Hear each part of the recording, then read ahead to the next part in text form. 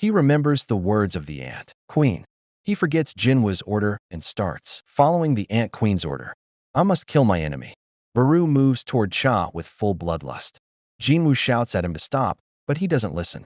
So Jinwoo quickly jumps in between and stops him. Only then does Baru calm down and immediately falls to the ground apologizing. Jinwoo asks Cha if she is okay and says this was just an entrance test. Why did you risk your life for it? But Cha stays silent. Jinwoo asks, what do you really want? Why do you want to join my guild so badly? Could it be that you are interested in me? But then he thinks no, that can't be possible.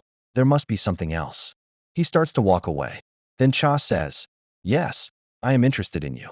Saying this, she starts blushing. Then the scene shifts to the U.S.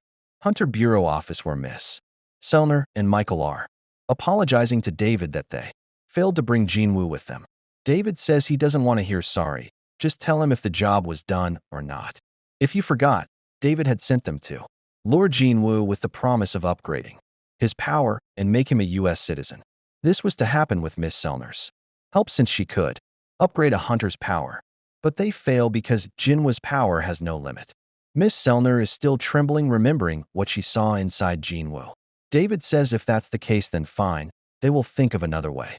Then David takes Michael to the 24th floor of the same building.